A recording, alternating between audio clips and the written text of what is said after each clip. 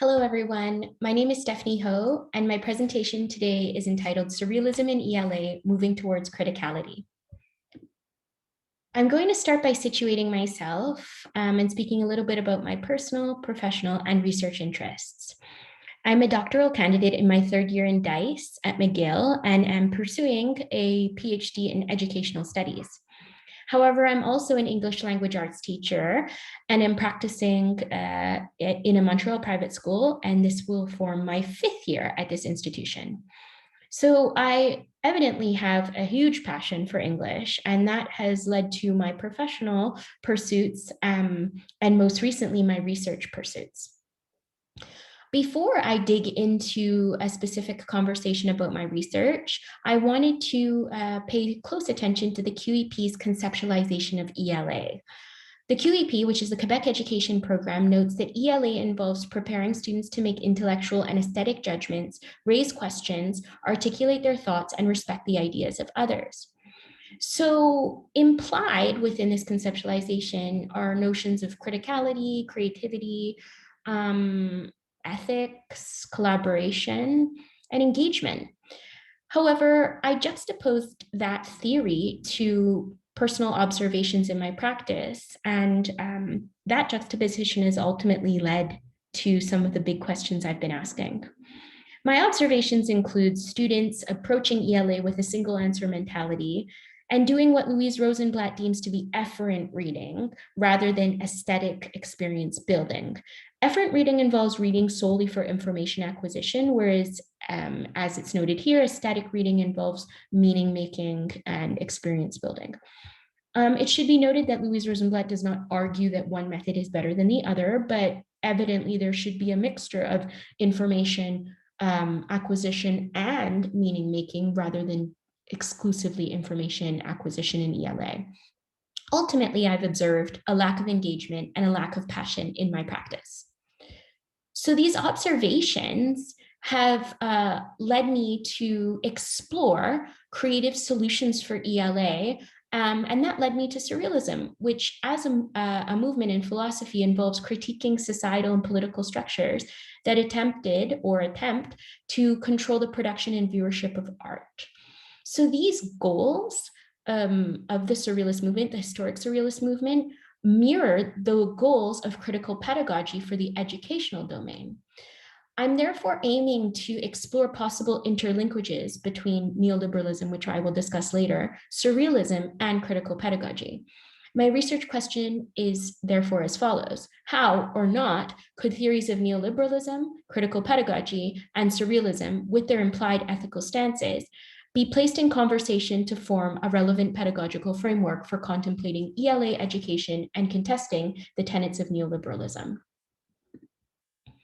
Before I get into discussing the methodological and theoretical strands of my research, I wanted to briefly discuss the actual study that was formed after having established my research questions. So as previously noted, I work in a Montreal private school, and I conducted this study last year from September 2019 to June 2020 on my own secondary 5 ELA and ERC class. And it's ELA and ERC because my institution teaches these subjects holistically. So my study involved taking observational jot notes each class, which I would later use to form cohesive write-ups following the class. I also conducted student interviews that were done online due to COVID-19, but I also will conduct a personal self-study, which involves exploring personal photographs that were taken concurrent to my period of in-class observation. All of these data forms will be used to comprise a narrative account that will attempt to capture our shared ELA teaching and learning experience. The theoretical strands I will be exploring are, of course, surrealism. And as previously noted, surrealism was a movement that targeted freedom in the art world and critically subverting the status quo, which involved, according to the surrealist tradition, norms and reality.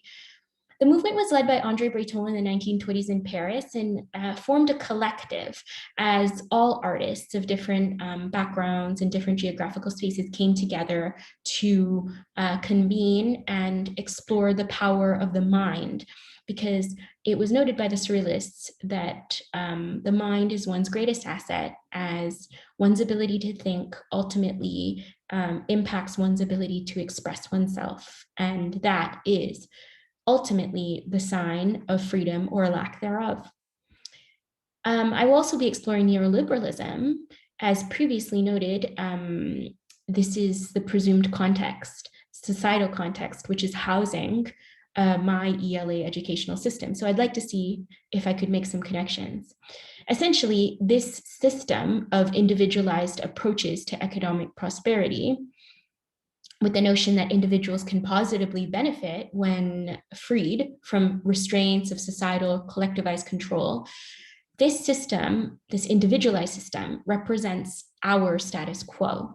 And our status quo in ELA involves the promotion of single answers and standardized tests, and established ideas of what it is to be normal or traditional or what is real. So these are the dominant doctrines that we are exploring within the microcosm of ELA classroom. And I'd like to explore the macrocosm, which is the neoliberal context. I will also be exploring critical pedagogy, which involves critiquing the neoliberal mindset that underlies the formation of rules, with a specific impact on or specific focus on its impact on education. So essentially, neoliberalism is being critiqued under the philosophy of critical pedagogy, and critical pedagogy is to education as surrealism is to the art domain.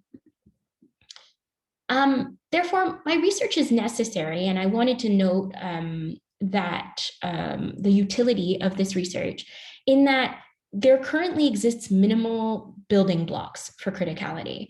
And criticality, as we can see in ELA, is essentially in conflict with the status quo and the acceptance of dominant narratives. A surrealist stance could involve alternate pedagogical positioning for critically analyzing ELA as it currently operates, but also involves building opportunities to evolve and experiment with new ideas. The methodological strands I will be exploring are as follows. I've noted aesthetics in previous slides of this presentation. Aesthetics involve, according to Rosenblatt, the transactional quality of interacting with art. That can involve literature, painting, etc. The role of art, according to Swanger, and the artist is not to provide the grease but the squeak. I therefore argue that in trying to increase engagement and criticality in ELA, students need to care and they need to produce meaning.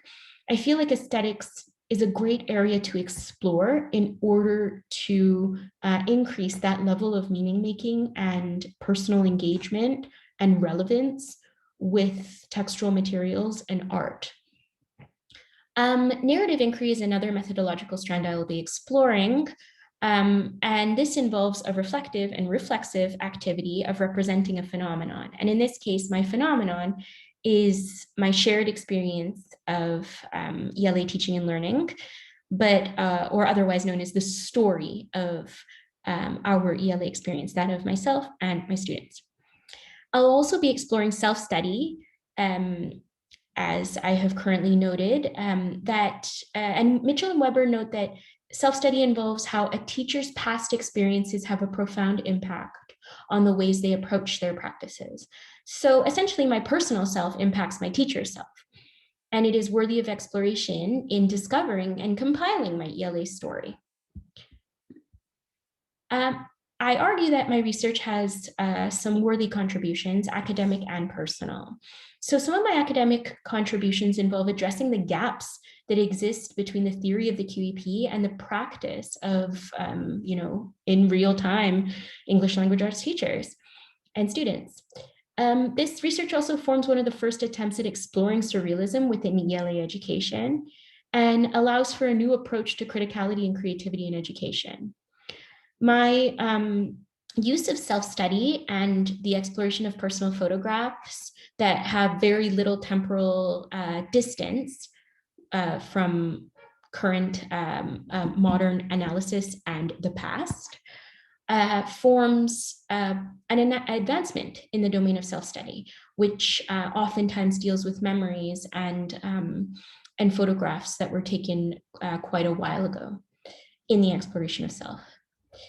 Some of my personal contributions involve empowering disempowered teachers who are working within restraints and boundaries, whether those be time restraints, financial restraints, status quo notions of normal teaching and what is possible. These practices are essentially taking away the creative and critical possibilities of teachers, and I argue that my research aims to do the opposite. I also aim to empower students with meaningful and relevant approaches to ELA, focused on criticality, which, as the surrealists have noted, is one of the ultimate assets in battling against the status quo, fostering a sense of self and identity, and honing one's ability to form ideas and express oneself. I've included a small sampling of my references that you can explore at a later time. And I'd like to thank you for listening. Have a great day.